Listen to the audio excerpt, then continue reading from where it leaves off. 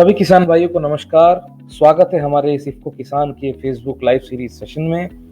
जैसा कि आप सभी जान रहे हैं, प्रतिदिन सुबह 11 बजे हम ये लाइव सेशन करते हैं, आपसे रूबरू होते हैं, आपसे मुखातिब होते हैं और एक नए विषय पे, नए मौजू पे, नए ज्वलंतशील मुद्दों पे आपसे चर्चा करके आपसे जानकारी साझा करते हैं, ताकि हमारे अन्नदाता भाई, हमारे किसान भाई बहनों को खेती एवं उससे जुड़ी हुई कोई भी गतिविधियां हैं उसमें निरंतर कोई कमी ना आनी पाए, तथा नॉलेज डिसेमिनेशन जिसको हम कहते हैं, जानकारी की जो है विस्तार यानी विवरण हम आपको सुचारू रूप से कर सके और किसी भी आपातकाल में, किसी भी महामारी के दौरान भी ये कारवां न रुकने पाए। इसी को मुख्य नजर रखते हुए हमने आज लगभग विगत एक महीने पहले ये लाइव सेशन शुरू किया था।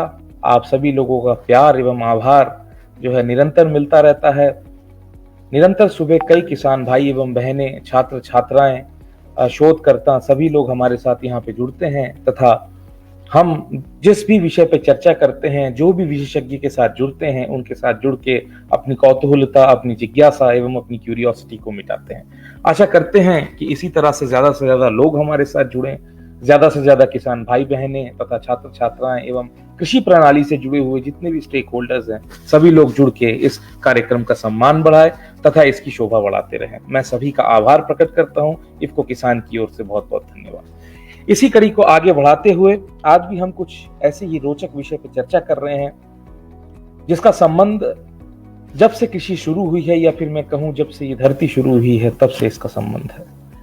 जी हाँ, जब इंसान इस धरती पे आया तो उसको अपने कोई भी जीवन निर्वाह के कार्य के लिए कुछ यंत्रों की जरूरत पड़ी, कुछ मशीनों की जरूरत पड़ी। चाहे वो अपने समय के दौरान उसको लकड़ी या फिर पत्थरों से बनाया, परंतु बिना यंत्र के जीवन तंत्र नहीं चल सकता है। कृषि में भी एक ये ऐसी पहलू है, कृषि यंत्र, जिससे किसान भाई यदि इसका सुचारू रूप से प्रयोग करें तो अपनी खेती की लागत के साथ साथ अपनी सकल आय, जिसे हम नेट इनकम कहते हैं, उसको भी बढ़ा सकते हैं। जी हाँ, आज के हमारा चर्चा का जो शीर्षक है वो है खरीफ फसलें हेतु कृषि यंत्र का प्रयोग। इस विषय पे चर्चा करने के लिए जो आज हमारे एग्री एक्सपर्ट हैं, जो हमारे विशेषज्ञ हैं, जो आज हमारे साथ जुड़ेंगे, उनका तारुफ, उनका इंट्रोडक्शन मैं आपसे करवा देना चाहता हूँ। इनका संबंध कृषि विज्ञान संस्थान, राजीव गांधी दक्षिणी परिसर, कृषि विज्ञान केंद्र, काशी हिंदू विश्वविद्यालय यानी बनारस हिंदू यूनिवर्सिटी से इनका तात्पर्य है। वैज्ञानिक कृषि अभियांत्रिकी, जिसे हम फार्म मशीनरी कहते हैं, इसके पद पे ये विराजमान है, तथा 2 बार से भी ज्यादा young scientist awardee, Rajiv Gandhi ज्ञान विज्ञान मौलिक पुस्तक लेखन पुरस्कार, जो कि गृह मंत्रालय द्वारा हमारे माननीय राष्ट्रपति द्वारा ये 2015 में सम्मानित किए गए थे।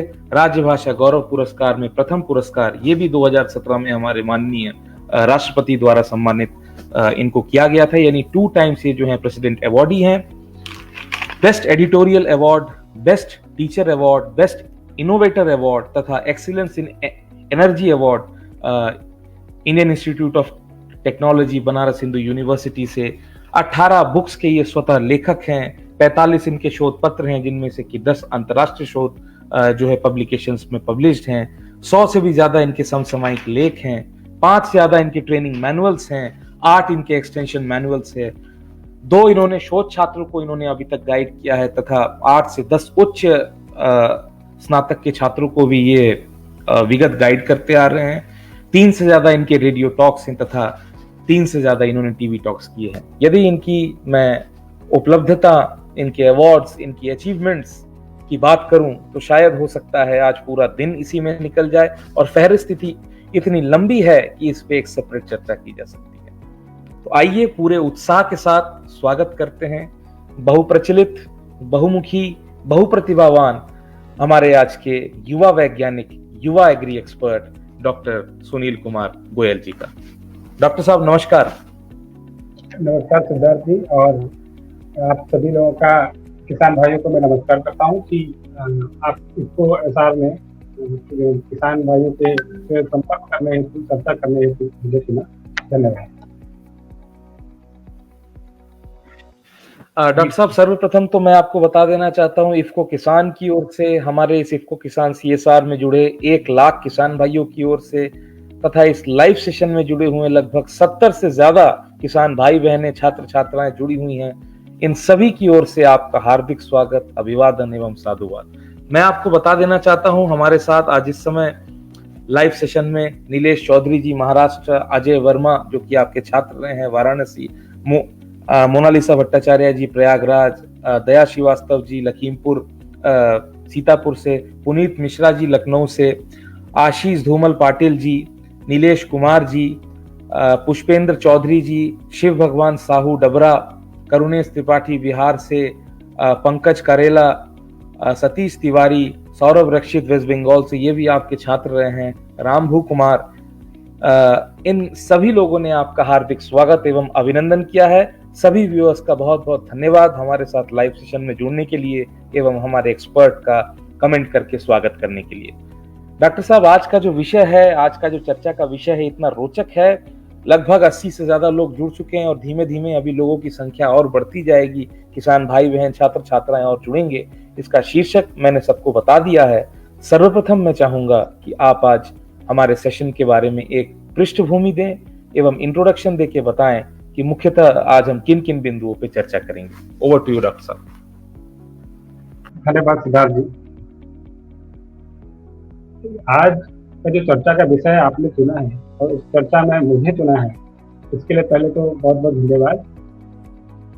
कृषि मशीनीकरण, जिसको इंग्लिश में हम लोग एग्रीकल्चरल मैकेनाइजेशन कहते हैं, अगर उसकी पृष्ठभूमि की बारे में बताएं या चर्चा करें तो हमें जब से धरती पे मानव की उत्पत्ति हुई, तभी से हम कृषि यंत्रों का उपयोग करते आ रहे हैं। इसको विस्तार से समझाने के बजाय मैं शॉर्ट में इसको बताने का प्रयास करता हूँ। अगर हम देखें या पढ़ें किताब, हिस्ट्री की बुक्स को देखें तो उसमें कृषि का इतिहास देखें तो हम पाएंगे कि जब भी दुनिया में पहले जो मानव आए, जिन्हें एडम एंड हव्वा के नाम से जानते हैं, वो पहले क्या करते थे कि भाई उनको खाने के लिए अपना जो भी नेचुरली प्राकृतिक रूप से फल मिल जाया करते थे, कंद मूल, उनको खाकर वो अपना जीवन यापन करते थे। धीरे धीरे दुनिया पे, धरती पे संख्या बढ़ी, जनसंख्या बढ़ी और फिर खाने के लिए हमें और चीजों की जरूरत पड़ती गई।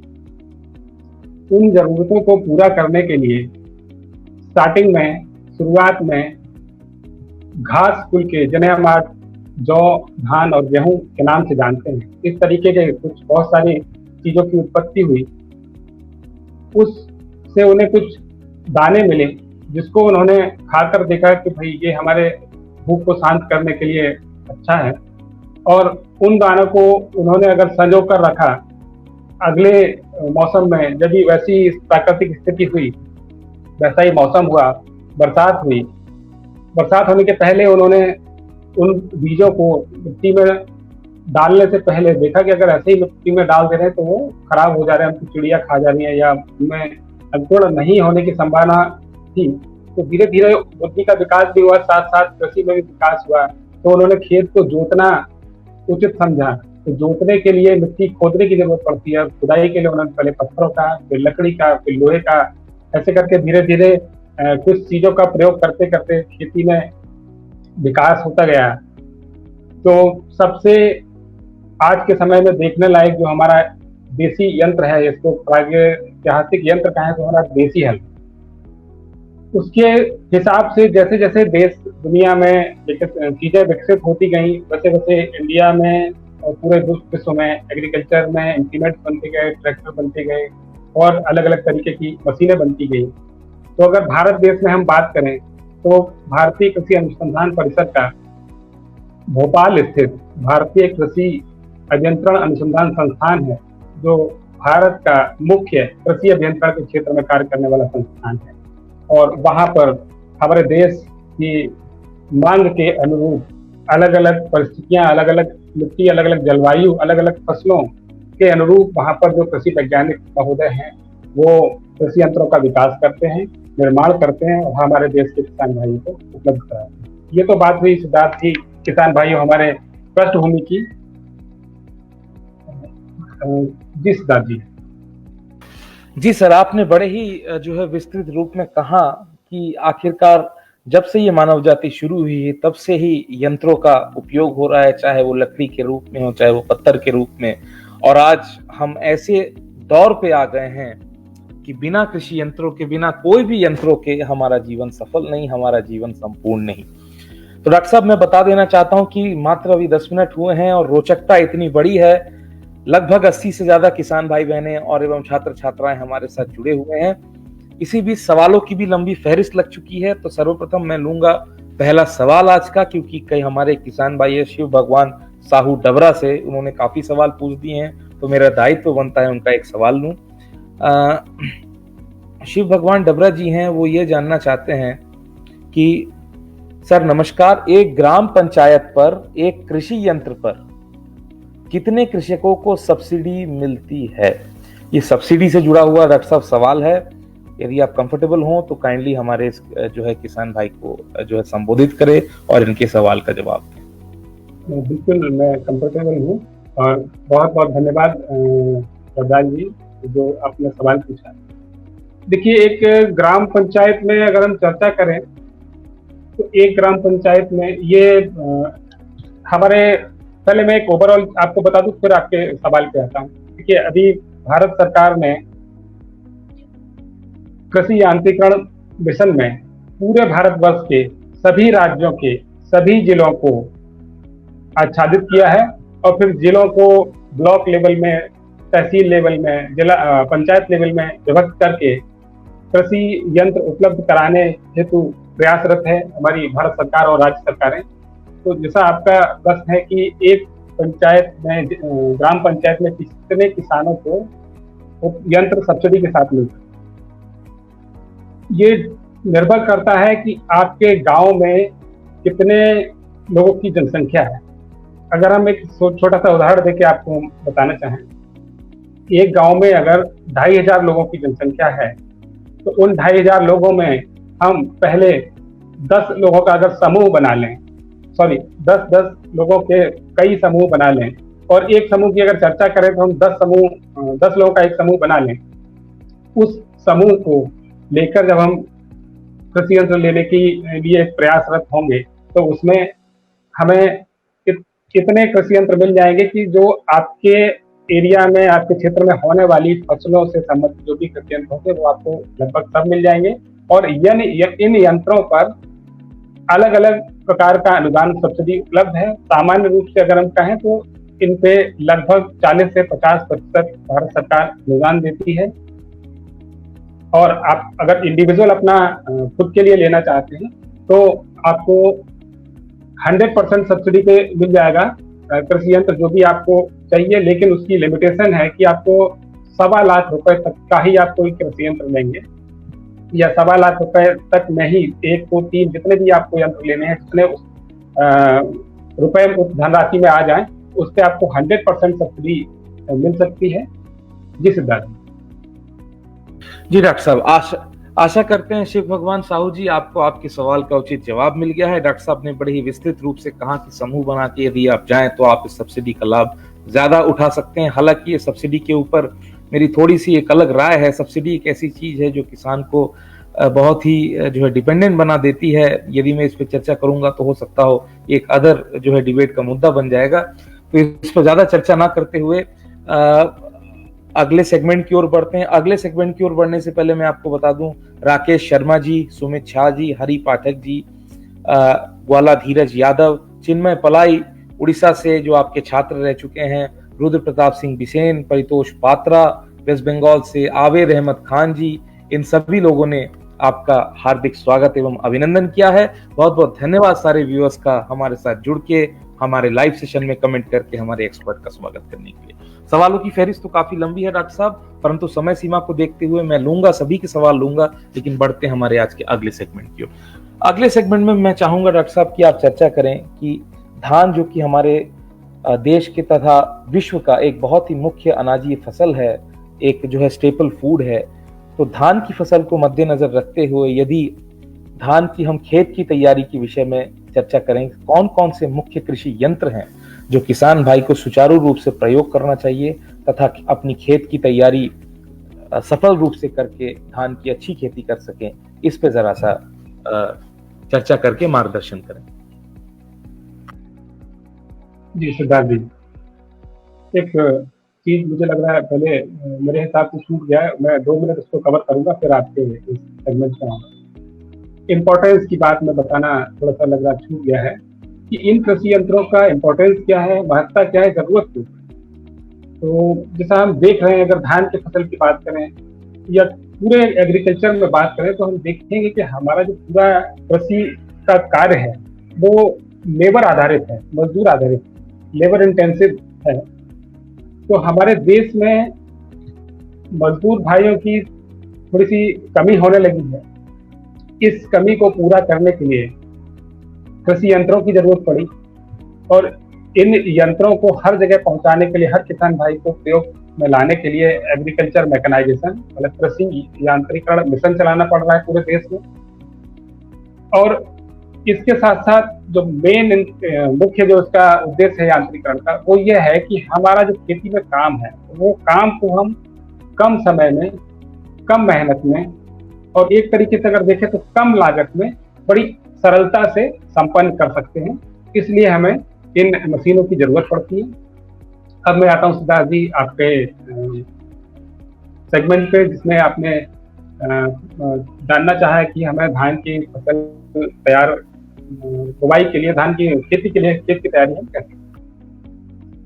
तो देखिए, देश में, हमारे देश में 2 तरीके की परिस्थिति है धान की खेती के लिए और ये बड़ी अच्छी बात है। जैसा सिद्धार्थ जी ने भी बताया कि धान की फसल जो है हमारे देश की मुख्य फसल, मेन स्टेपल फूड इसको कहते हैं।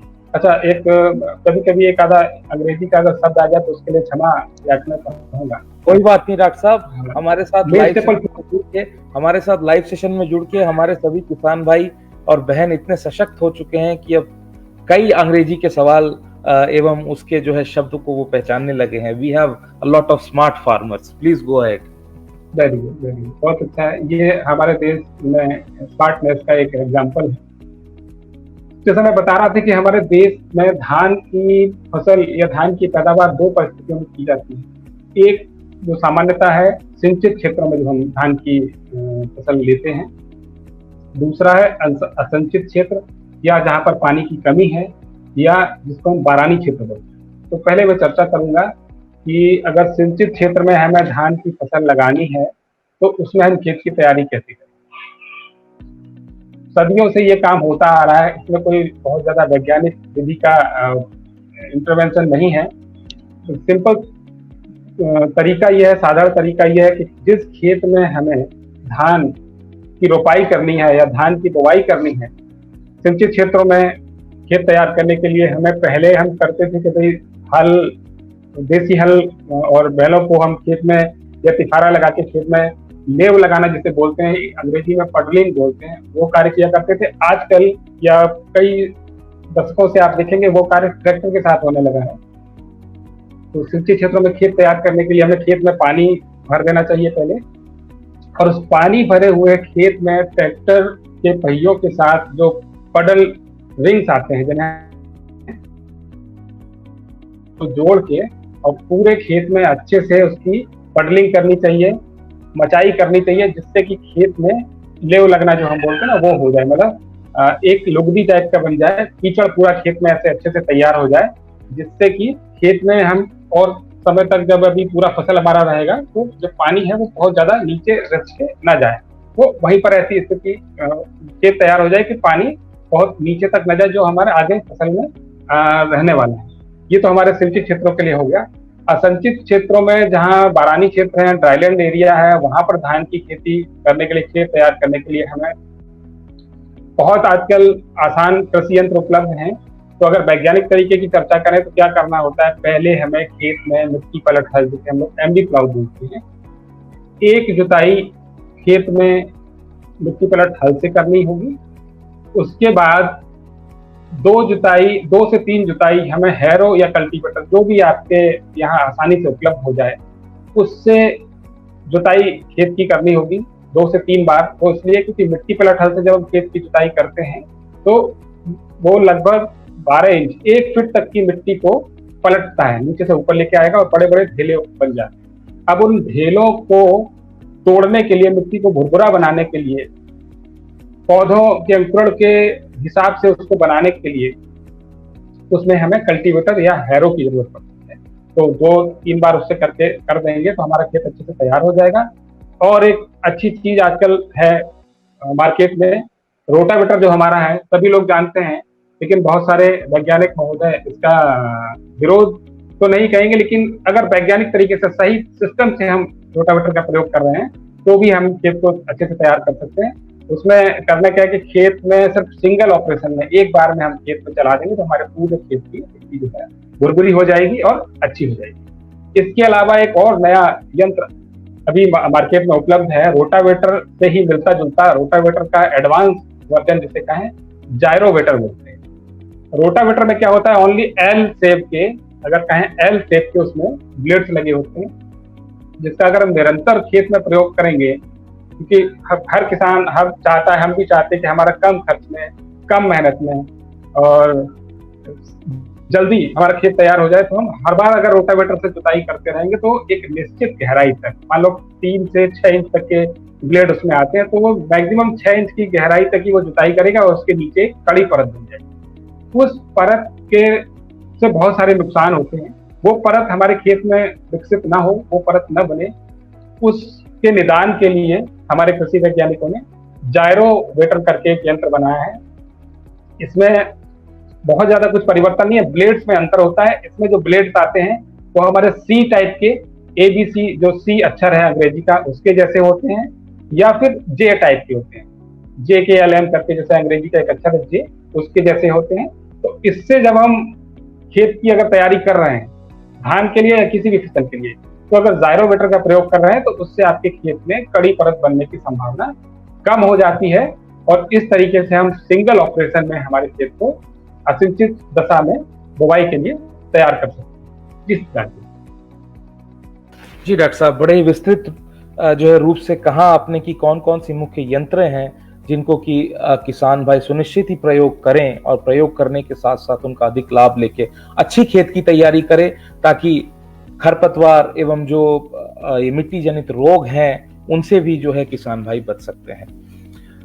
सवालों की फहरिस्त काफी लंबी हो चुकी है डॉक्टर साहब। अगले सेगमेंट की ओर बढ़ने से पहले मैं लूंगा एक और सवाल। दया श्रीवास्तव जी हैं जो कि ये सीतापुर से जुड़ते हैं हमारे साथ, बड़े प्रबल व्यूअर हैं, प्रतिदिन हमारे साथ जुड़ते हैं और कई किसानों के प्रश्नों को सम्मिलित करके on behalf of many farmers ये जो है प्रश्न पूछते हैं।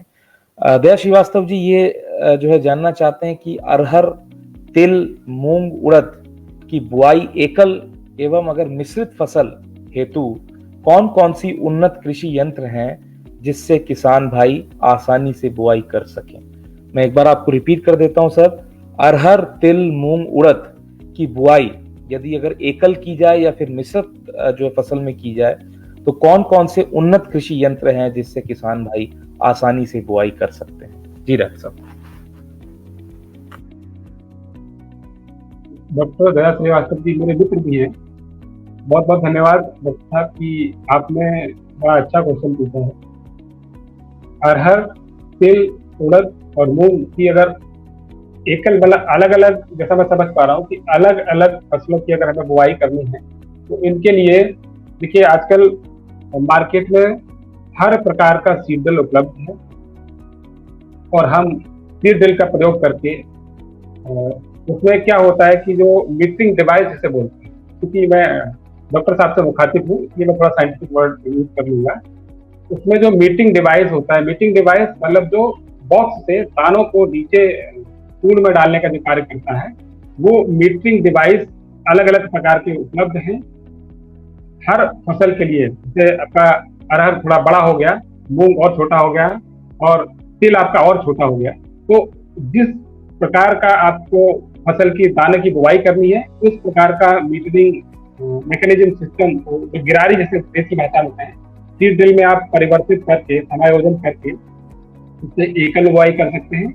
और अगर आपको विस्तृत बुवाई करनी है तो जहाँ तक मुझे ज्ञान है कि आप एक सीड ड्रिल में एक बार में एक ही फसल बोएंगे, लेकिन उदाहरण के लिए अगर आप कहें कि हमें मूंग में तिल की बुवाई करनी या उड़द में तिल की बुवाई करनी, तो उसमें क्या करना होगा कि हमें जो सीड ड्रिल है, पहले तो हमें स्पेसिंग देखनी होगी कि साहब हमें कितनी डिस्टेंस पे मूंग की बुवाई करनी है। तो पहले हम उसमें सीड ड्रिल में मान लीजिए कि हमारे 9 होल हैं, 9 पाइप हैं, उनमें से हम 3 को ही ओपन रखेंगे, बाकियों को बंद कर देंगे, और जो 3 रहेगा वो पहला, मिडिल और लास्ट वाला रहेगा। उसमें हम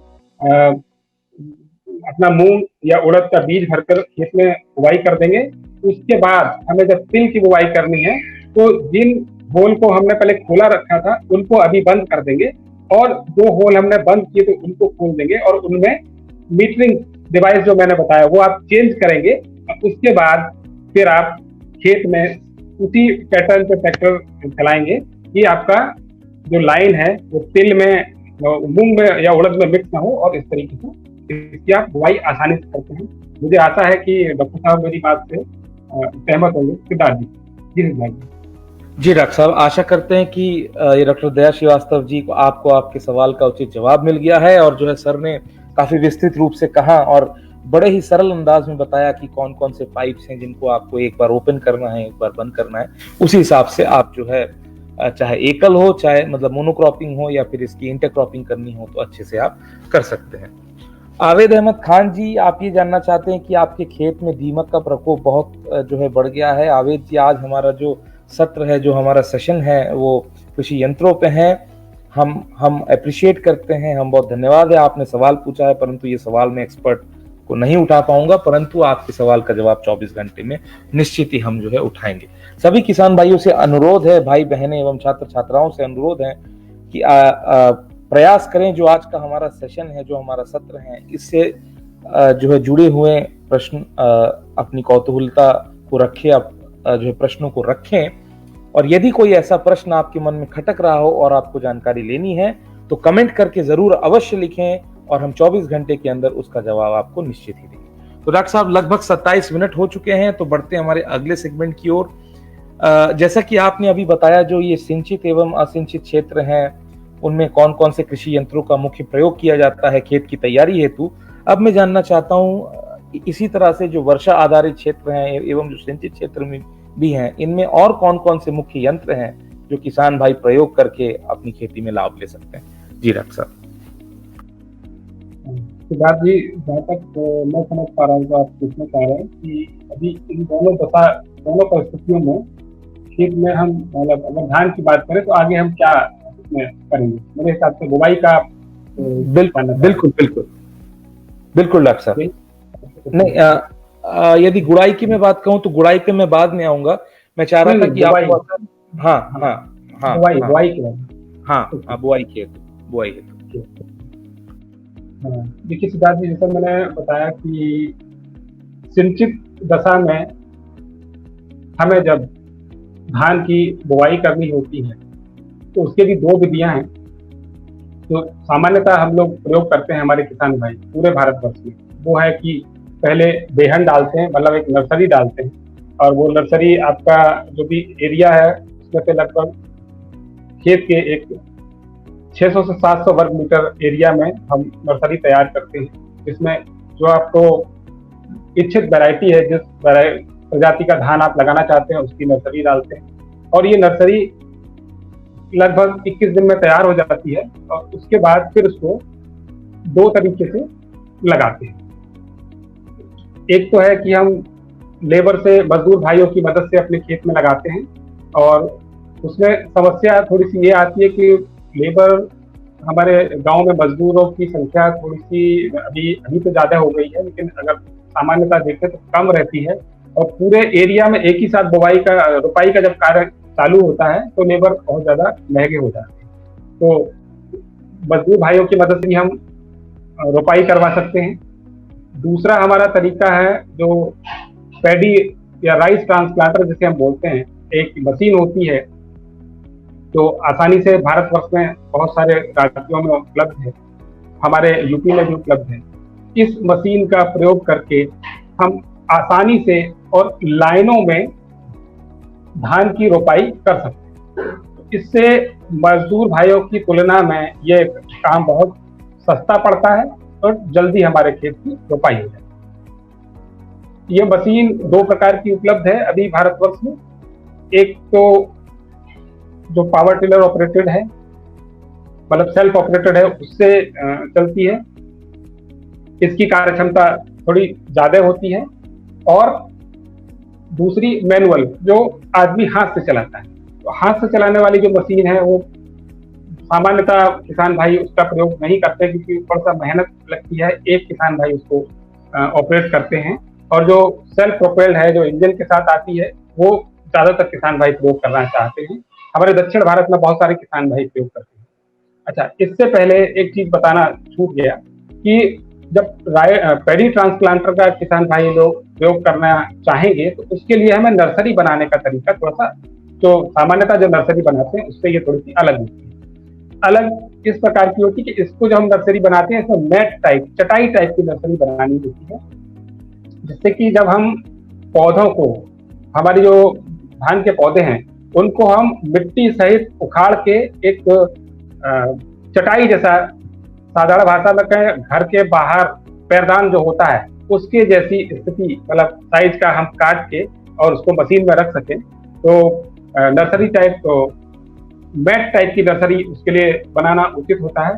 तो उसमें मैं बहुत ज्यादा नहीं जाऊंगा क्योंकि फिर वो टाइम हमारा बहुत निकल जाएगा। मैट टाइप की नर्सरी पैडी राइस ट्रांसप्लांटर की मशीन हेतु बहुत उपयुक्त होता है। और मशीनों का प्रयोग करके हम लाइनों में आसानी से रोपाई कर सकते हैं। ये तो हमारा सिंचित दशा में हो गया रोपाई के साथ। दूसरा एक हमारी तकनीक की है DSR, डायरेक्ट सीडेड राइस जिसे बोलते हैं। तो ये दोनों स्थिति में, सूखे की स्थिति में भी, ड्राईलैंड एरिया में भी और सिंचित एरिया में भी हम प्रयोग करते हैं। तो पहले इधर से ही मैं शुरू करता हूँ, सिंचित एरिया से। सिंचित एरिया में एक मशीन है, इसे ड्रम सीडर बोलते हैं। देखिए, हमारा उद्देश्य, हर किसान भाई का उद्देश्य ये होना चाहिए कि जब भी हम कोई भी फसल लगाएं, फल फूल के पौधे लगाएं, तो लाइनों में हम जब उनका प्लांटेशन करते हैं, उनकी रोपाई करते हैं, उनकी बुआई करते हैं, तो वो बहुत, और इंटरकल्चरल ऑपरेशन करने में हमें बहुत आसानी रहे। तो क्योंकि लाइनों में हमें बुआई करनी है, एक तो हमने राइस ट्रांसप्लांटर भी यूज कर दिया जो लाइनों में बुआई कर रहा था। दूसरा एक ड्रम सीडर मशीन है जिसकी कीमत लगभग 5 से 7 हजार के आसपास है। ये इसके बक्सों के ऊपर डिपेंड करता है। इसको ऐसे दिखा पाना तो मुश्किल है, लेकिन जो किसान भाई प्रयोग कर रहे होंगे उसको समझते होंगे। बहुत आसान सी मशीन होती है। एक रॉड होती है, धुरा जिसे बोलते हैं। उस धुरे पे कुछ डब्बे जैसे लगे होते हैं। ये प्लास्टिक फाइबर के भी हो सकते हैं, एल्यूमिनियम के भी होते हैं।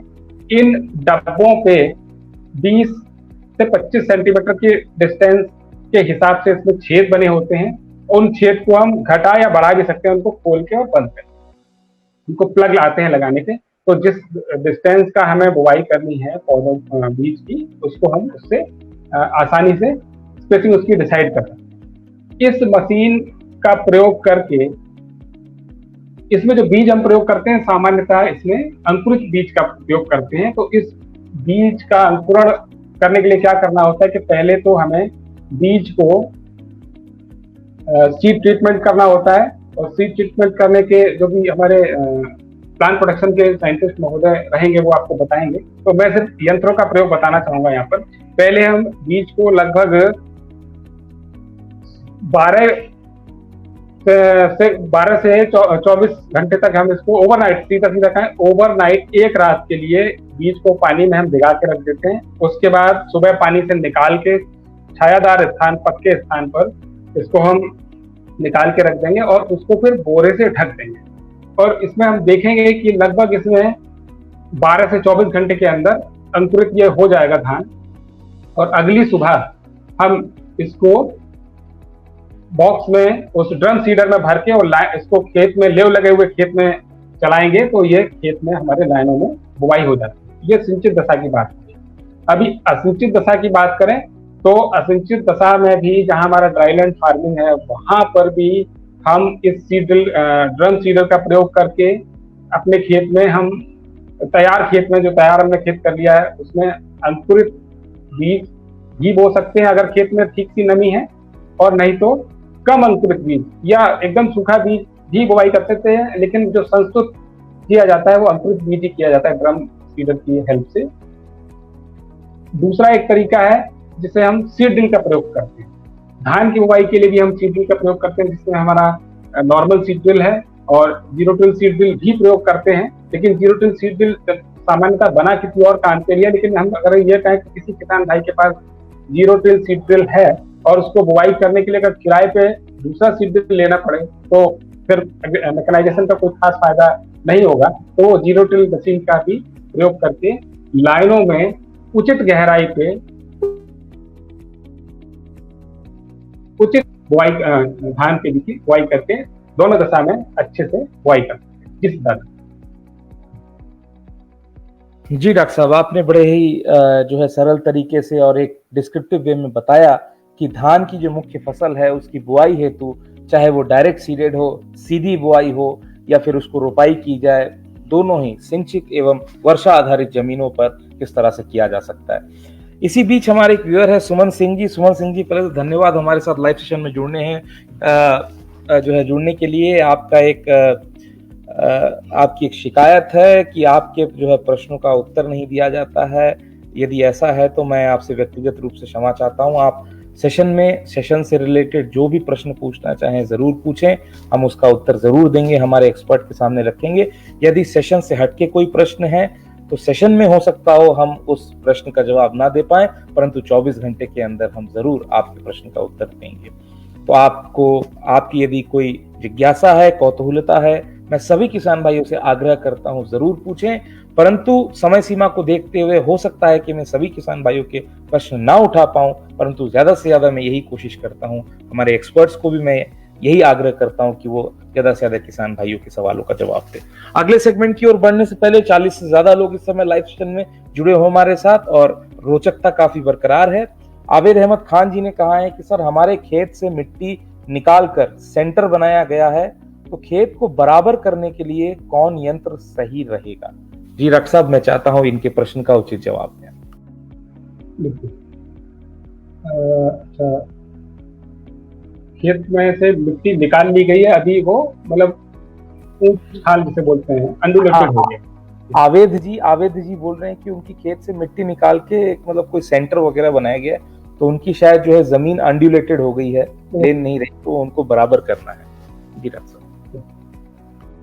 जी आबिद जी, ऐसी समस्या आपकी तो है ही, ऐसे बहुत सारी जगह ऐसी समस्या आ जाती है। कई जैसे अगर यहाँ मिर्जापुर की बात करूँ, यहाँ पर मैं देखता हूँ यहाँ पर ईंट भट्टे, ब्रिक्स बनाने के भट्टे बहुत सारे हैं, और किसान भाई अपनी मिट्टी को बेच देते हैं, फिर उनके सामने ऐसी समस्या आती है जैसी आपके सामने ये समस्या आई है। तो इसमें बिल्कुल घबराने की जरूरत नहीं, बहुत आसान तरीका है अपने खेत को समतल करने के लिए। पहले तो ये है कि आपको एक सिंपल स्क्रैपर जो आता है, जिसे करहा कहते हैं हिंदी में, इधर लोकल यूपी में, उसका प्रयोग कर सकते हैं।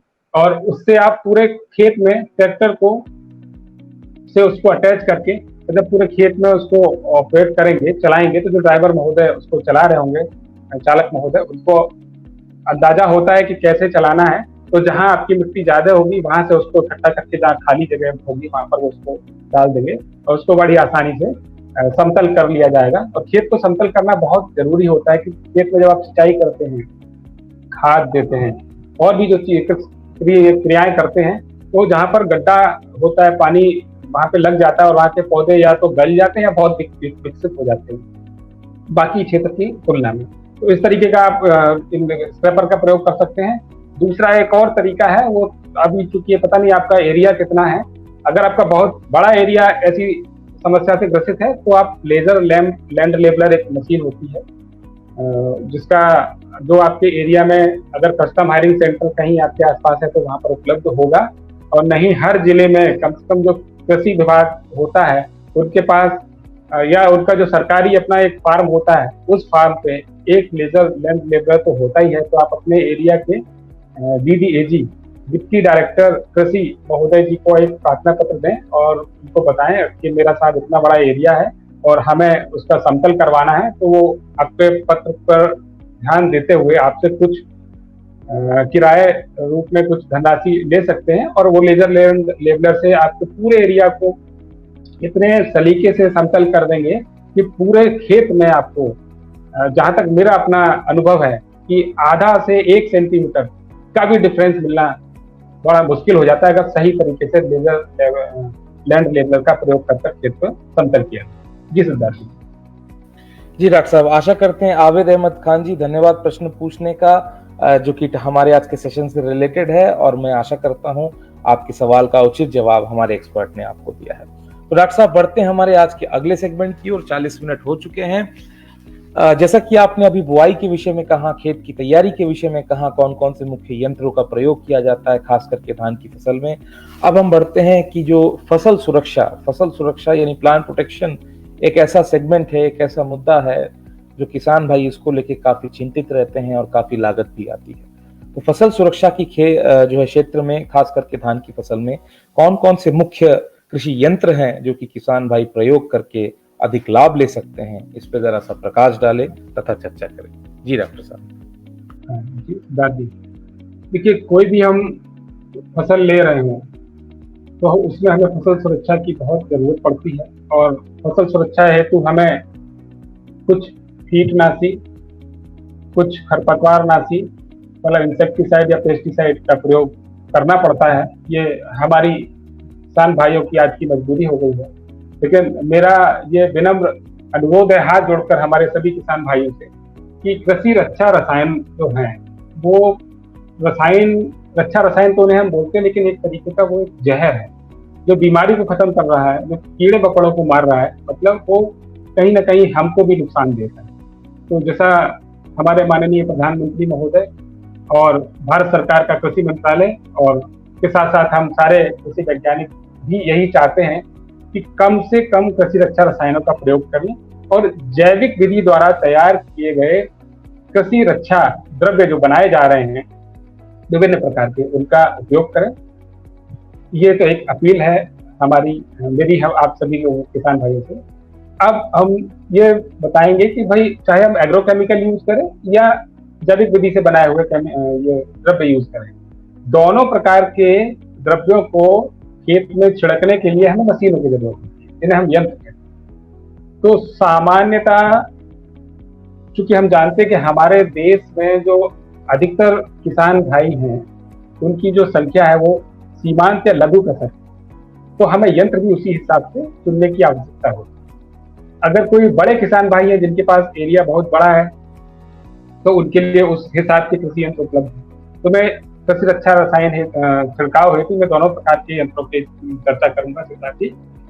पहले हम बात करते हैं छोटे किसान भाइयों के लिए। छोटे किसान भाइयों के पास चूंकि छोटा खेत है तो उनको कम एरिया में दवा छिड़कनी है, कम एरिया में कृषि रक्षा रसायन चाहे वो जैविक या किसी भी प्रकार का छिड़काव करना है, उसके लिए हमें मैपसेक स्प्रेयर जो सामान्यतः 1200 से 1800 रुपए के बीच में मिलता है, उसके सरकार अनुदान भी देती है।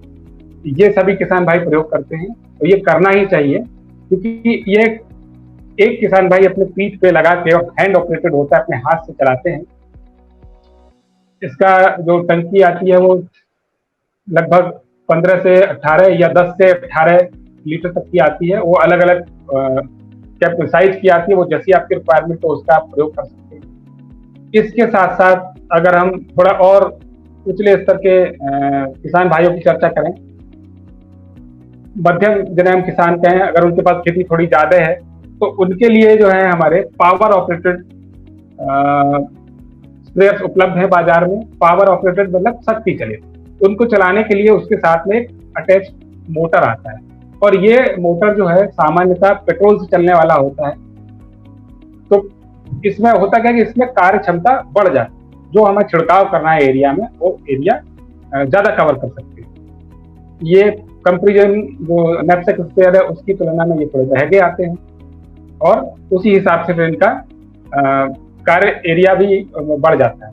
इसके अलावा जैसे अगर हम बात करें पंजाब हरियाणा के किसान भाइयों की, पश्चिमी उत्तर प्रदेश के किसान भाइयों की, जहाँ पर एरिया बहुत बड़े बड़े, उस क्षेत्र में उन धान के खेतों में अगर किसान भाइयों को ये कृषि रक्षा रसायन छिड़कना है तो उसके लिए फिर ट्रैक्टर ऑपरेटेड कंप्रेस या कंप्रेसर युक्त जो पंप लगे हुए जो स्प्रेयर आते हैं उनका प्रयोग करना चाहिए, जो एक बार में कम से कम 10 से 25 फीट तक के एरिया को कवर करके वो चलते हैं और आपके पूरे खेत में ऐसे लंबा सा बूम रहेगा।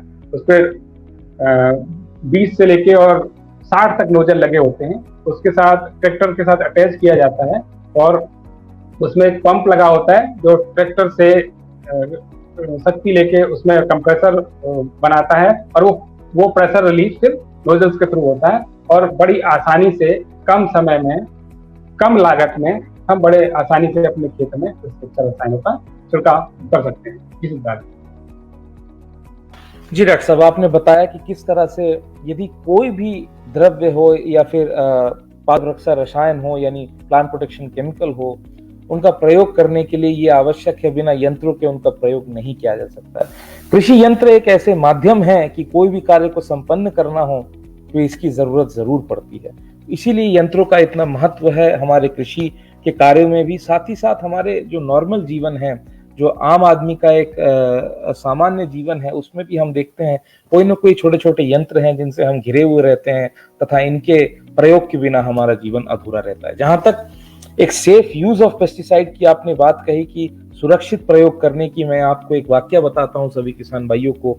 यवतमाल बोल के एक जो है जिला है महाराष्ट्र राज्य में, वहां पे क्योंकि कपास की खेती बहुतायत मात्रा में होती है और यदि हम ये कृषि रसायनों का प्रयोग सुरक्षित रूप से नहीं करते हैं तो क्या होता है, इसके बारे में मैं आपको बताऊंगा।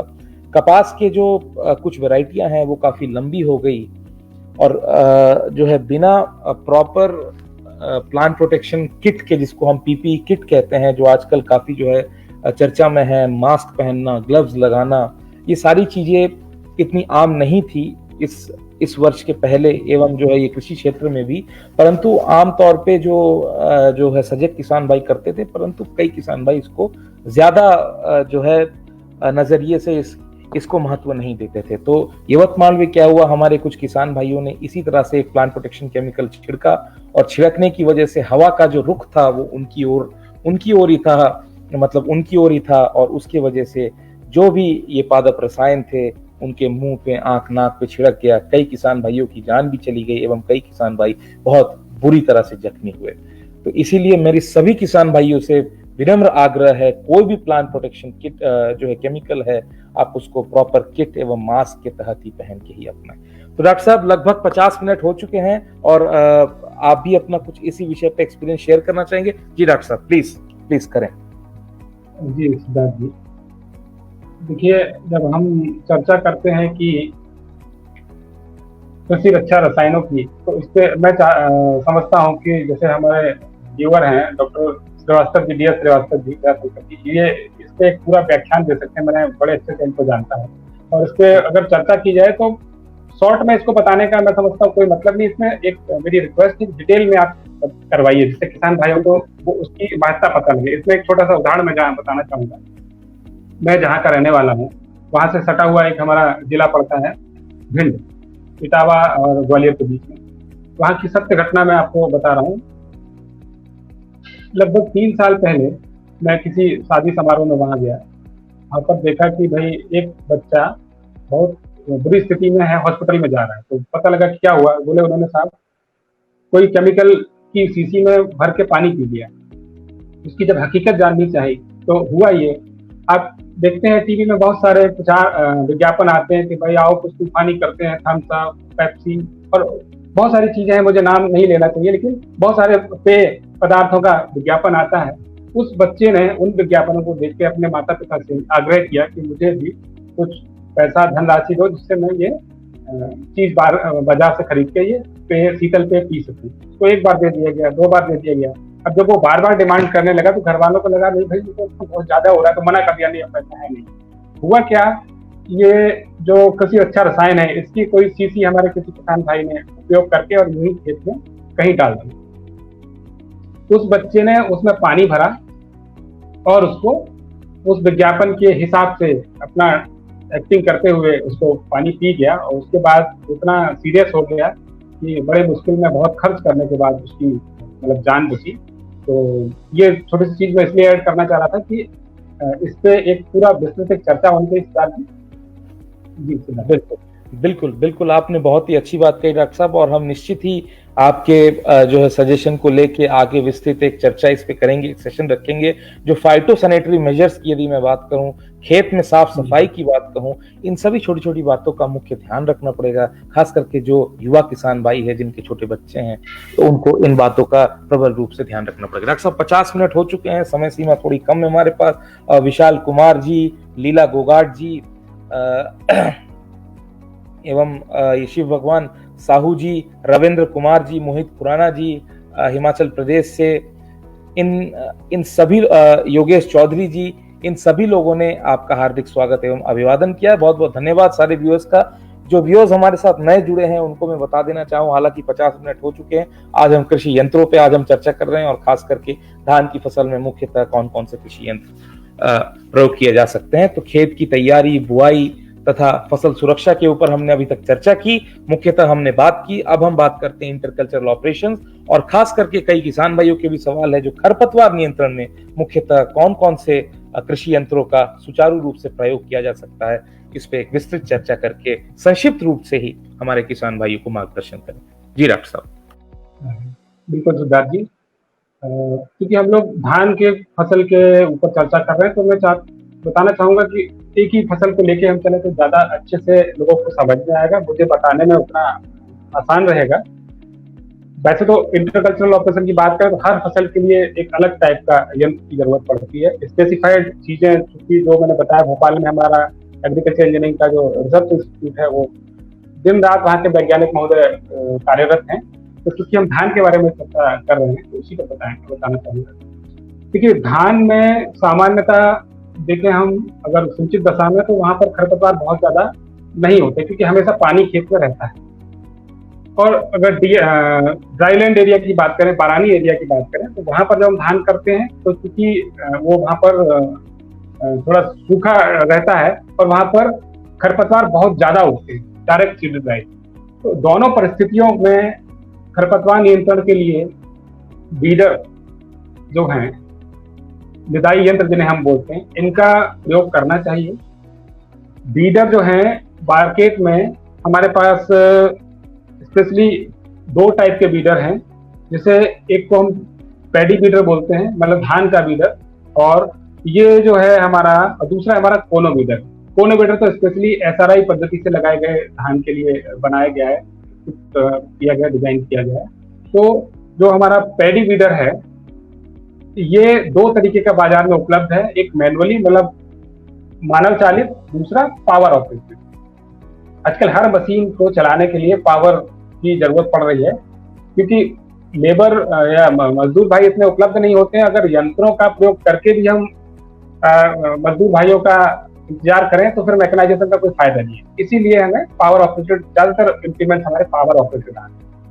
तो जो लेबर मैनुअल जो चलाने वाला है, इनको एक जो किसान भाई हैं, इनको आराम से खेत में चला सकते हैं। और पावर ऑपरेटेड है, इसको भी एक किसान भाई चलाएंगे, लेकिन इसमें जो कार्य दक्षता है हमारी, वो बढ़ जाती है।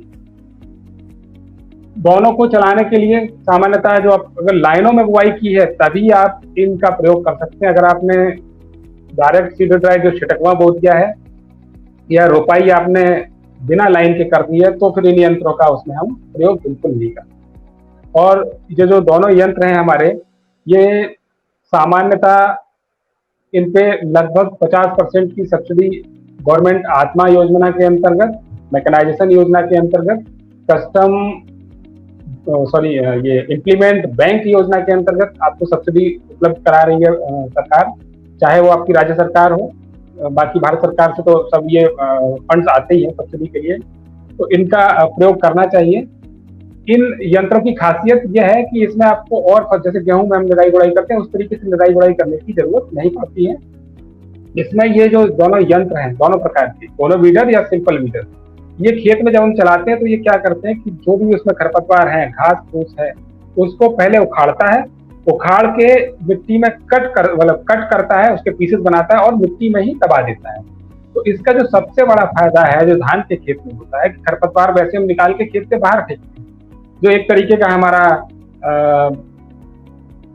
खाद कहें, जो मतलब गलने के बाद एक ऑर्गेनिक मैटर है, तो खेत में जब वो गलेगा, सड़ेगा, तो खाद भी हमें उससे मिलेगी। तो सबसे बड़ा फायदा जो होता है इस प्रकार के बीज प्रयोग करने का धान के खेत में, कि हमें अब बड़ी आसानी से उसमें खरपतवार को उखाड़ के, काट के और मिट्टी में ही उसको दबा दिया जाता है, जिससे कि वो बाद में सड़ गल के हमारे खेत में पौधों के लिए पोषक का कार्य करता है। जी सिद्धार्थ। जी डॉक्टर साहब, ये बहुत ही एक महत्वपूर्ण बात है। यदि जो भी ये खरपतवार हैं, इनको यदि सुचारू रूप से एक ये निश्चित गहराई पे इसकी जुताई कर दी जाए, इसको गाड़ दिया जाए, तो ये हमारे जो है फसल को भी नुकसान नहीं पहुंचाएगा, और साथ ही साथ हमारे फसल को इसके जो ऑर्गेनिक मैटर है, जो इसका हरा पार्ट है, वो हरे चारे के रूप में भी प्रयोग किया जा सकता है। 55 मिनट हो चुके हैं डॉक्टर साहब। 40 से ज्यादा किसान भाई इस समय हमारे साथ जुड़े हुए हैं। शिव भगवान साहू जी, बहुत बहुत धन्यवाद। निरंतर आप हमारे इस जो है सेशन में जुड़ के सवाल पूछ रहे हैं, अपने ओपिनियन दे रहे हैं। राजस्थान से हमारे एक्सपर्ट का स्वागत कर रहे हैं, बहुत बहुत धन्यवाद। एवं सभी व्यूअर्स का जो हमारे साथ जुड़े हुए हैं, जो हमारे सेशन को देखकर जो है देख रहे हैं तथा सवाल पूछ रहे हैं। तो डॉक्टर साहब, समय सीमा को ध्यान में रखते हुए बढ़ते हैं हमारे अगले सेगमेंट की ओर, जो कि हमारा सेकेंड लास्ट सेगमेंट है। कटाई एक ऐसा विषय है जिसमें मेरे ख्याल से आज के परिवेश में यदि मैं चर्चा करूं, तो लगभग 90% ऑफ फार्म्स जो हैं, 90% जो खेत हैं, 90% जो हमारे फसल हैं, वह यंत्र चलित कटाई ही होती है। मतलब जो है मशीन ऑपरेटेड हार्वेस्टिंग ही होती है। तो कौन कौन से मुख्य यंत्र है, कृषि यंत्र हैं, जो कि किसान भाई कम लागत में एवं आसानी से तथा सुचारू रूप से प्रयोग करके लाभ ले सकते हैं, इस पर जरा सा चर्चा करें। जी डॉक्टर साहब। बिल्कुल सिद्धार्थ जी, देखिए धान की और गेहूं की ऐसी दो फसलें हैं जिनमें कटाई के समय बहुत ज्यादा मजदूर भाइयों की, बहुत ज्यादा हाथों की जरूरत है। और स्पेशली अगर हम धान की बात करें, तो धान की फसल तो ऐसी है कि इसमें स्टार्टिंग में रोपाई के टाइम और हार्वेस्टिंग, कटाई के टाइम ही इतने ज्यादा हाथों की जरूरत होती है कि कई बार आपके एरिया में आपको लगेगा कि धान की कटाई के लिए हाथों की संख्या कम पड़ गई। और धान एक ऐसी फसल है कि अगर आपके खेत में कटाई 2 दिन भी लेट हुई, तो आपका जो उत्पादन है वो पर डे के हिसाब से कम होता जाएगा। उसका सीधा सा कारण है कि जो हमारे धान की बालियों में जो दाने लगे होते हैं, जैसे जैसे हम डिले करते जाएंगे कटाई में, वो ड्राई होते जाएंगे और हवा चलेगी, तो एक निश्चित तो नहीं, लेकिन संभावना ये है कि वो दाने फिर मिट्टी में झड़ जाएंगे, बालियों में नहीं रहेंगे। जब दाने बालियों में नहीं रहेंगे, तो हमारी जो उत्पादन है वो निश्चित तौर पे कम हो जाए। तो इसी समस्या को देखते हुए आज भी आप अपने एरिया में भी देखेंगे, और मैं तो देखता ही हूँ ऑल ओवर इंडिया भी, हम आजकल इतना अच्छा माध्यम ये यूट्यूब और टीवी सब आ गया है, जिससे सारी चीजें पता लगती रहती हैं। आप देखेंगे कि कटाई आज भी बहुत सारे लोग मैनुअली ही करवाते हैं। उसके कई कारण हैं। बहुत सारे लोग तो अपने खेत में कंबाइन जैसी बड़े मशीनों को लाना उचित नहीं समझते हैं। उसके अपने कारण हैं, उस पर मैं नहीं जाना चाहूंगा, क्योंकि समय सीमा है हमारे पास, तो हम शॉर्ट में उन चीजों को डिस्क्राइब करना चाहूंगा। मैं मैनुअली ऑपरेशन भी आजकल लोग बहुत ज्यादा करते हैं, उसमें भी अगर मजबूरी है या जरूरी है, कैसा भी कहें, अगर मैनुअली हमें हार्वेस्टिंग करानी है, तो उसके लिए हमें उन्नत हसिया जिसे कहते हैं, जो CII भोपाल ने भी डिजाइन किया और बहुत सारे कृषि विश्वविद्यालयों ने भी डिजाइन किया है अपने अपने एरिया के हिसाब से। उन्नत हसिये में क्या खासियत होती है, अब सभी लोग जानते हैं, बताने की बहुत ज्यादा आवश्यकता नहीं है, लेकिन क्योंकि चर्चा चल रही तो बताना चाहूंगा। एक साधारण हसिया होता है, उसमें प्लेन सीधा चाकू जैसी, तलवार जैसी कह सकते हैं धार होती है। जो उन्नत हसिया होता है कटाई के लिए, धान गेहूं के लिए या धान के लिए कहें, तो सेरेटेड टाइप का, सेरेटेड मीन्स उसमें आरी जैसे दांत बने। तो जब इसको उन्नत हसिया बोलते हैं, इसमें बहुत कुछ नई इंजीनियरिंग नहीं है, बहुत नया कुछ इनपुट नहीं दिया गया है, लेकिन सोच है कि साधारण तरीके से कटाई करना और एक उन्नत हसिये से कटाई करने में जो कंपेरिजन करके देखा गया, तो ये देखा गया कि जब उन्नत हसिये का प्रयोग करते हैं मजदूर भाई, तो उनको थकान कम होती है, उनकी वर्क एफिशिएंसी बढ़ जाती है। यही जब साधारण हसिये से करते हैं, हंसुए से कटाई करते हैं, तो उसमें मेहनत ज्यादा लगती है, कार्य करने की क्षमता कम होती है। और देखा गया है क्योंकि मैं लाइव हूँ, ऐसी चीजें बोलना नहीं चाहिए लेकिन बोलना पड़ता है। कई बार देखा गया है कि जब साधारण हैसियत से लोग कटाई करते हैं तो बीच बीच में अपना बीड़ी भी सुलगा के बैठ जाते हैं, कुछ लोग खैनी भी रगड़ने लगते हैं। वो उनका ये इसलिए नहीं करते कि उनको काम नहीं करना है, ये इसलिए होता है कि जो उनको एक फटीग फील कर रहे हैं, जो थकान महसूस कर रहे हैं, उसकी वजह से उनको वो करना पड़ता है। यही जब इस पर शोध किया गया तो रिसर्च में देखा गया कि उन्नत हथियार जो मजदूर भाई प्रयोग करते हैं उनमें थकान कम होती है, काम करने की ललक जगी रहती है और वो काम फास्ट करते हैं।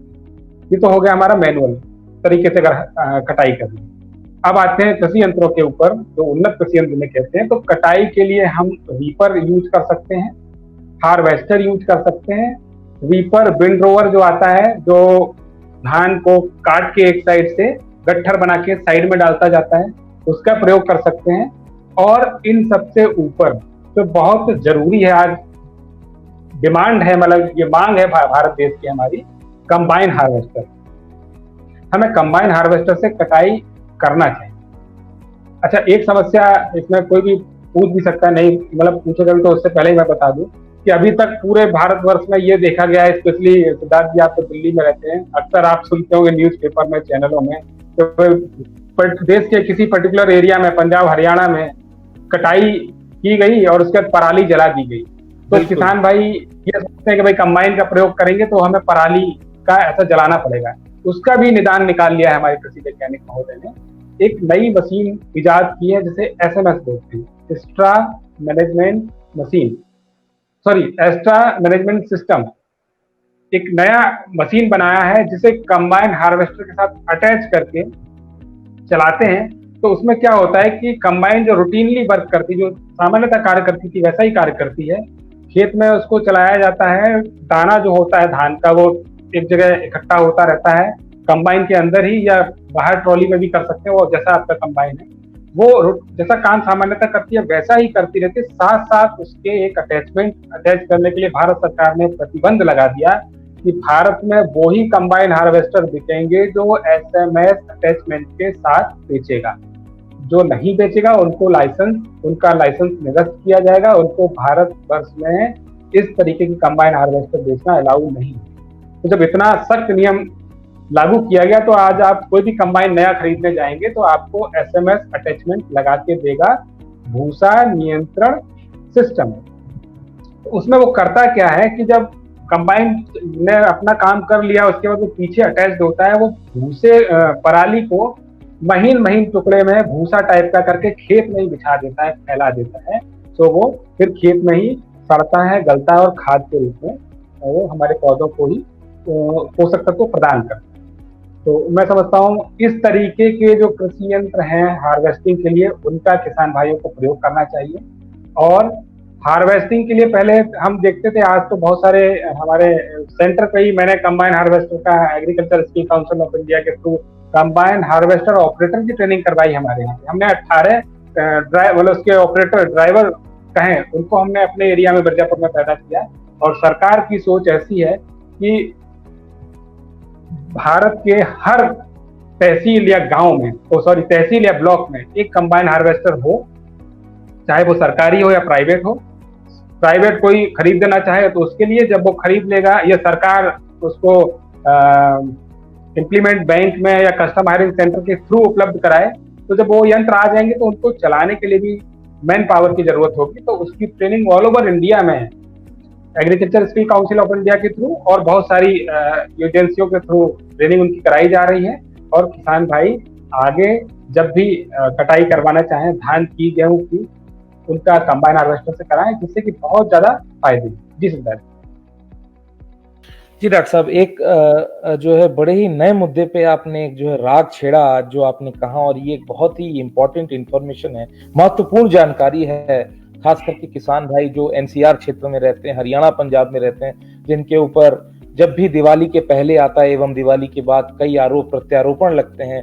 परंतु ये जो भूसा प्रबंधन पद्धति के साथ, स्ट्रॉ मैनेजमेंट सिस्टम के साथ जो आजकल कंबाइन हार्वेस्टर आ रहे हैं, वह एक तरीके का वरदान है। और किसान भाइयों से भी आग्रह है कि आने वाले समय में, अभी जैसे ही धान की कटाई होगी, कटने के बाद परालियों को कोशिश करें कि अपने ट्रैक्टर या यंत्रों से खेत में ही मिला के अपनी मिट्टी की उर्वरा शक्ति को बढ़ाए, ना कि उसको जला के उसको खराब करे। जी डॉक्टर साहब प्लीज प्लीज ऐड। एक छोटा सा बताना छूट गया कि जैसा भारत सरकार ने ये नियम बनाया है, इस नियम, ये तो नए कंबाइन हार्वेस्टर जो इम्प्लीमेंट बिक रहे हैं मार्केट में उनके लिए। एक चीज और है कि जिनके पास ऑलरेडी कंबाइन हार्वेस्टर है उनका तो भारत सरकार लाइसेंस रद्द नहीं कर सकती। उसके लिए सरकार ने ये कहा कि जिनके पास पहले से कंबाइन हार्वेस्टर है उनको ये combine harvester, SMS machine, extra management जो सिस्टम है, भूसा नियंत्रण मशीन जो है, सिस्टम है, पद्धति है, ये अटैचमेंट खरीद के अपने कंबाइन के साथ आपको चलाना है। नहीं तो आप जिस जिले में हैं, जहाँ पे वो रजिस्टर्ड है या जिस जिले में रहने वाले हैं या जिस जिले में चला रहे हैं, वहाँ के जिलाधिकारी महोदय, जिला कृषि अधिकारी महोदय की शिकायत पर उनके डीएम साहब के संज्ञान में लाएंगे और डीएम साहब उस मशीन को मतलब बंद कैप्चर करके रख सकते हैं उसको। मतलब बिना एसएमएस अटैचमेंट के भारत सरकार ने कोई भी कंबाइन हार्वेस्टर, चाहे वो नया हो या पुराना हो, कोई ऑपरेट नहीं कर सकता। जी बिल्कुल बिल्कुल, बहुत अच्छी बात है, बहुत अच्छी सोच है। और आने वाले समय में मैं समझता हूँ ये जो है कदम से काफी फायदा होगा, तथा जो वातावरण में फैला प्रदूषण है, जो कि आरोप लगाए जाते हैं कि पराली जलाने से होता है, इस पे कमी आएगी। तो डॉक्टर साहब 1 घंटा 6 मिनट हो चुका है, अभी भी लगभग 40 से ज्यादा किसान भाई जुड़े हुए हैं, सवाल भी काफी हैं। नरेंद्र यादव जी धन्यवाद प्रश्न पूछने के लिए। किन्नू नर्सरी एनएचबी अप्रूव की लिस्ट आपको चाहिए तो आप हमारे इफ्को किसान मोबाइल एग्रीकल्चर ऐप को डाउनलोड करें तथा हमारे पेज से जुड़े। निश्चित ही हम आपको सवाल का जवाब देंगे। आज का जो सेशन है वो कृषि यंत्रों पे है, तो मैं ये सवाल अपने एक्सपर्ट से नहीं जो है ले पाऊंगा, क्षमा करें, परंतु 24 घंटे के अंदर हम आपको आपके सवाल का जवाब जरूर देंगे। तो डॉक्टर साहब बढ़ते हैं हमारे आखिरी कड़ी की ओर, आखिरी सेगमेंट की ओर, वो है भंडारण एवं मढ़ाई के समय, यानी हार्वेस्टिंग एवं पोस्ट हार्वेस्टिंग के बाद कौन कौन से मुख्य यंत्र हैं जो किसान भाइयों को निश्चित ही प्रयोग करना चाहिए। जी डॉक्टर साहब। जी देखिए, हर चीज का अपना एक लाइफ होता है। तो हम लोगों ने शादी शुरू किया, बुआई से, खेत की तैयारी से लेकर और अभी कटाई पे आ गए हैं, और हर सेगमेंट का, हर पार्ट का एक अपना इम्पोर्टेंस। किसी भी चीज को हम ब्रेक कर देंगे, छोड़ देंगे, तो फिर वो हम सफल नहीं होंगे, चाहे वो धान उत्पादन हो, फसल उत्पादन हो, फल उत्पादन हो, पुष्प उत्पादन हो। तो ऐसे ही मढ़ाई बहुत इंपॉर्टेंट सेगमेंट है, बहुत इंपॉर्टेंट महत्वपूर्ण भाग है हमारे धान की फसल उत्पादन का। कटाई करने के समय हमारे खेत में जो धान होता है, जो पौधे होते हैं, उनमें लगभग 20 से 25% की नमी है, और उस नमी पर हम हमारे धान की मढ़ाई नहीं कर सकते। अगर कंबाइन हार्वेस्टर का प्रयोग कर लिया, फिर जो चीजें मैं बताने जा रहा हूँ उनकी आवश्यकता ही नहीं है। अगर मैनुअली किया है, मजदूर भाइयों की मदद से किया है, तो हमें आगे बताने वाली चीजों की आवश्यकता पड़ती है।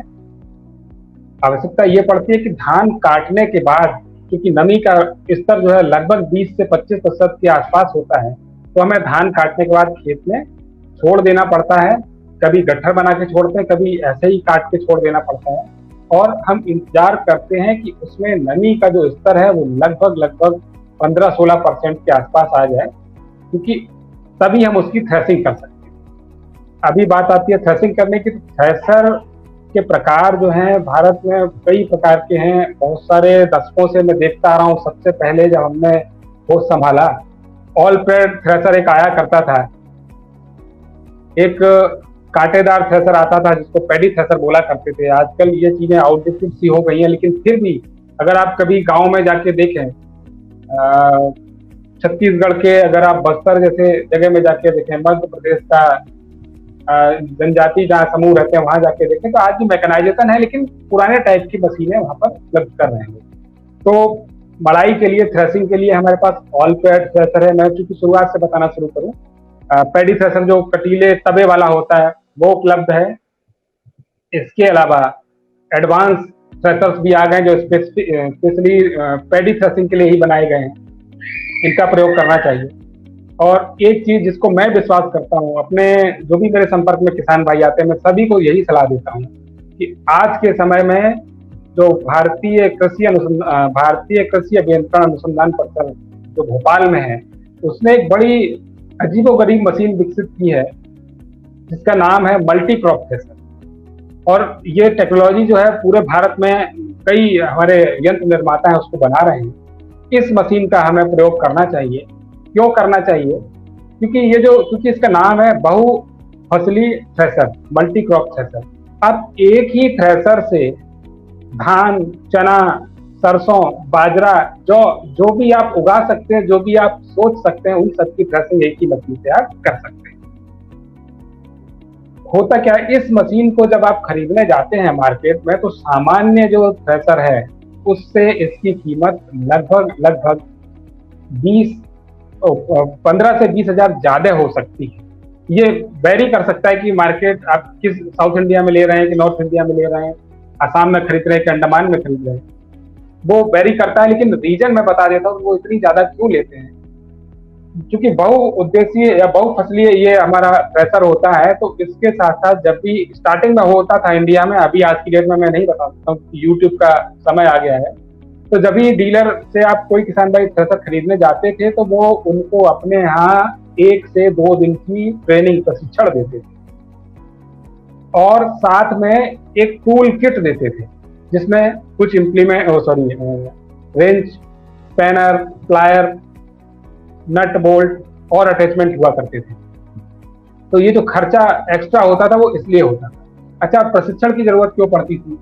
प्रशिक्षण की जरूरत इसलिए पड़ती थी कि मान लीजिए किसी किसान भाई ने पंजाब के बहुत अच्छे कृषि निर्माता और कृषि यंत्र निर्माता से मशीन खरीदी और वो लेके आ गए हमारे मिर्जापुर के एक छोटे से गांव में, या किसी भी ऐसी जगह, पूरे भारत की किसी भी छोटे से जगह जहां पर उस मशीन में अगर कार्य करते समय किसी भी प्रकार का व्यवधान आ गया, कोई समस्या आ गई, तो अब उसको ठीक करने के लिए या तो आप लुधियाना लेके जाएं या लुधियाना से इंजीनियर साहब को बुलाएं जो उसको ठीक करे। तो इसमें जो काम आप करने के लिए लाए थे उसमें कितना समय चला जाए। भाई मशीन आप ले जा नहीं सकते लुधियाना, और लुधियाना से जो इंजीनियर महोदय आएंगे वो तुरंत नहीं पहुंच जाएंगे, उनको आने में 1-2 दिन का समय भी लगेगा, और जब वो आएंगे तो खर्चा भी होगा आपका।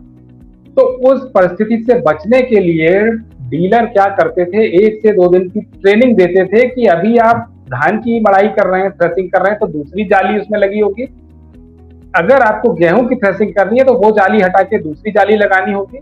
अगर आपको सरसों की थ्रेसिंग करनी है तो फिर जाली चेंज करके दूसरी लगानी होगी, और कई प्रकार के मशीन में समायोजन करने होंगे। तो जो कीमत में जो अंतर आपको दिखता है, ये जो है, वो इसीलिए होता है कि भाई आपको ट्रेनिंग दे के डीलर महोदय विदाई दे रहे हैं, साथ में आपको एक टूल किट दे रहे हैं, और उसके साथ साथ कुछ लिटरेचर, मतलब पढ़ने लिखने की कुछ चीजें भी देते थे जिसे देख के आप कार्य कर सकें। तो इस वजह से उस टाइप की मल्टी क्रॉप थ्रेसर का थोड़ा सा रेट ज्यादा होता था। तो मैं अपने सभी किसान भाइयों को यही रिक्वेस्ट करता हूँ कि आप धान के लिए अलग थ्रेसर खरीदेंगे, गेहूं के लिए अलग खरीदेंगे, और अगर जीरा या बाजरा या कोदो कर रहे हैं उसके लिए आप अलग थ्रेसर खरीदने जाएंगे तो फिर कितनी थ्रेसर खरीदेंगे? तो क्यों ना थोड़ा एक्स्ट्रा पैसा खर्चा करके आप एक थ्रेसर खरीदें और एक थ्रेसर में समायोजन करके, जालियां बदल के और जो भी समायोजन की आवश्यकता हो वो करके आप अपना आसानी से थ्रेसिंग कर सकते हैं। तो इस तरीके से हम इस मशीन से धान की भी थ्रेसिंग कर सकते हैं। इसके बाद ये हो गया। दूसरा जो सेगमेंट लास्ट जो बचा है मेरे हिसाब से, वो है कि धान का भंडारण। देखिए, इसमें सबसे बड़ी बात क्या है कि अगर हमें धान का भंडारण करना है, तो अगर हमें ग्रेन के रूप में करना है, दाने के रूप में करना है, तब तो हमें उसके नमी का स्तर एक ध्यान रखना होता है, तभी भंडारण करें। नहीं तो क्या होता है, तो कई प्रकार के कीट पतंगे लग जाते हैं, फंगस लग जाता है, और भी कई प्रकार की चीजें पैदा हो जाती हैं जिनसे कि नुकसान होता है। तो अगर हम धान को अपने चावल बनाने के हिसाब से रखना चाह रहे हैं, तो हमें उसे सुखा के रखना है, और उसमें नमी का स्तर जो है लगभग 14% होना चाहिए। एकदम ये नहीं कि 14% ही होना चाहिए, क्योंकि आप प्रयोगशाला में उसको नहीं नापेंगे। आपका अपना एक, हर किसान भाई का अपना ज्ञान होता है, उनके पास एक सिक्स्थ सेंस है कि वो किसी भी फसल दाने को मॉइस्चर कंटेंट बता सकते हैं, इसमें कितना है, या मतलब ऑप्टिमम है कि नहीं है, कितना तो नहीं, ऑप्टिमम है कि नहीं। बहुत सिंपल सा तरीका है, आप धान या गेहूं को मुंह में डालेंगे और अगर वो कट की आवाज के साथ टूट रहा है, इसका मतलब उसमें जो हमें नमी का स्तर चाहिए उतना उसमें है। उससे कम होगा तो कम होने की संभावना बहुत कम रहती है। मतलब नमी अगर ज्यादा होगी तो वो दाना टूटेगा नहीं, वो फिर दब के रह जाएगा आपके दांतों में। ठीक है, तो इस तरीके से किसान भाई कर सकते हैं। 14% नमी होनी चाहिए, और अगर हमें सीड बीज के उद्देश्य से उसका भंडारण करना है तो उसमें नमी और कम होनी चाहिए, 12% के आसपास। अच्छा, ये तो हमारा सिंपल तरीका हो गया। अगर नमी को हमें ज्यादा बड़े स्तर पे हमें भंडारण करना है तो बाजार में मॉइस्चर मीटर, नमी मापक यंत्र उपलब्ध हैं, जो 2000 से लेकर 5000 के बीच में मिल जाते हैं। 2 छोटी सी बैटरी पड़ती है उसमें। बहुत आसान सा तरीका रहता है। जैसे हमारा खाना रखने का टिफिन होता है स्टील का या एल्यूमिनियम का, उसमें छोटा सा यंत्र होता है वो, और उसमें कुछ लगभग 5 ग्राम दाने या जितने दाने उसमें आ जाए, क्योंकि अगर आपकी वैरायटी बासमती टाइप की बड़े चावल हैं, धान है, तो उसमें कम आएंगे। उसमें एक छोटा सा स्लॉट होता है, चम्मच मतलब गड्ढा होता है, उसमें वो दाने रख के और स्क्रू जैसा एक ऊपर लगा रहता है, उसको टाइट करते हैं। तो जब वो उसमें दाने टूटते हैं तो उससे फिर जो उसमें नमी का स्तर है वो आपको उसके डिस्प्ले पे दिख जाता है कि इतना परसेंट उसमें नमी है। ये खरीदने की मैं सलाह नहीं दे रहा हूँ, ये जस्ट है कि अगर जब आपको बड़े स्तर पर भंडारण करना है तो नमी का स्तर अगर सही रखेंगे तो हमें नुकसान कम हो। अच्छा, ये तो हो गया इतना होना चाहिए। अब इतनी नमी हो कैसे, इसके लिए है कि भाई सबसे आसान तरीका है हम इसको सुखाएं। सुखाने के लिए सबको पता है कि भाई जो आपका खलिहान होता है या पक्का फर्श है, वहां पर इसको छोड़ दें थ्रेसिंग के बाद और वहां पर सूख जाए। तो उसके बाद उसमें नमी का स्तर आप अपने हिसाब से जांच लें और उसको रख लें। अगर आप बहुत बड़े स्तर पर इसको एक व्यवसाय के रूप में करना चाह रहे हैं तो क्या करते हैं, बहुत सारे मार्केट में ड्रायर उपलब्ध, जिन्हें शुष्कक बोलते हैं, उनका उपयोग भी कर सकते हैं। लेकिन मैं समझता हूँ भारतवर्ष में कोई किसान भाई ड्रायर्स का प्रयोग नहीं करता है, क्योंकि वो व्यापारी नहीं है। ये कोई व्यापारी जब खरीद लेता है फिर वो जो अपना स्टोर करता है, उस समय इन चीजों की आवश्यकता पड़ती है जिस जाति। जी डॉक्टर साहब, सुमन सिंह जी, आपने पूछा है कि सर मैं बिहार सीतामढ़ी से हूँ, मेरे जिले में सभी आम के पेड़ों पर कीड़ा सभी पत्तियों को खाकर जाला लगा जो है चुका है, इसके लिए क्या करें। तो सुमन जी, जैसा कि आप जानते हैं कि आज का हमारा जो सत्र है वो कृषि यंत्रों पे है। आपने सवाल पूछा, बहुत बहुत धन्यवाद। और 24 घंटे के अंदर हमारे कोई एक्सपर्ट जो है आपके सवाल का उचित जवाब देगा। भूपेंद्र नेहरा जी मेरठ से उन्होंने ज्वाइन किया है, तो धन्यवाद सेशन जुड़ने के लिए। तथा ये डॉक्टर आनंद सिंह सीतापुर से, उन्होंने भी वेरी इंफॉर्मेटिव सेशन कहते हुए आपका अभिवादन किया। बहुत बहुत धन्यवाद डॉक्टर साहब हमारे साथ जुड़ने के लिए। तो सर, आज आप हमारे बीच आए, आपने लगभग 1.25 घंटे तक मैं ये मानता हूँ एक ये फार्म मशीनरी पे, कृषि यंत्रों पे एक शॉर्ट ट्रेनिंग आपने दे दी। हमारे साथ लगभग 80 से 90 किसान भाई जुड़े थे। एक कंप्लीट पैकेज के तहत कौन कौन से मुख्य कृषि यंत्र है, खास करके खरीफ की जो है मुख्य फसल धान को देखते हुए, तो मुझे लगता है कि आने वाले समय में इन सभी यंत्रों का प्रयोग करके, सुचारू रूप से प्रयोग करके, कार्य दक्षता को बढ़ाते हुए किसान भाई निश्चित ही इसका लाभ लेंगे। पूरे 1 लाख किसान भाइयों की ओर से जो हमारे इस पेज को फॉलो करते हैं, लाइव सेशन में जुड़े हुए सभी व्यूअर्स की ओर से, इफको किसान की ओर से, मेरी तरफ से, आपने आज समय दिया, इस लाइव सेशन में आप जुड़े, मैं आपका हार्दिक अभिवादन, धन्यवाद एवं साधुवाद चाहूंगा डॉक्टर साहब। और आने वाले समय में भी मैं ये आशा करता हूं कि आप हमारे साथ इस प्लेटफॉर्म पे जुड़ के हमारे किसान भाइयों को अच्छी से अच्छी जानकारी देके लाभान्वित करेंगे तथा उनको सशक्त बनाएंगे। हमारे साथ जुड़ने के लिए बहुत बहुत धन्यवाद एवं अभिवादन। जी डॉक्टर साहब। सिद्धार्थ जी, पहले तो धन्यवाद मुझे आपका करना चाहिए, इसलिए कि देखिए होता क्या है, जैसे जहां पर मैं कार्यरत हूँ, ज्यादा नहीं, बस 3 मिनट का टाइम लूंगा। बिल्कुल बिल्कुल सर। वहां पर हम लिमिटेड लोगों से, हम अपने जिले के किसान भाइयों से ही रूबरू हो पाते हैं, उनकी समस्याओं को समझ पाते हैं और उन्हीं पर निराकरण के लिए कार्य करते हैं। तो पहले तो मैं आपका बहुत बहुत आभारी हूँ कि आपने इफको किसान में मुझे इस लायक समझा कि मैं आकर आपके 1 लाख लगभग जो भी किसान भाई हैं उनसे मैं रूबरू हो पाया और उनके सवालों का मैं जवाब देने की कोशिश किया। उम्मीद है कि वो शायद उनके हिसाब से ठीक ही रहा होगा।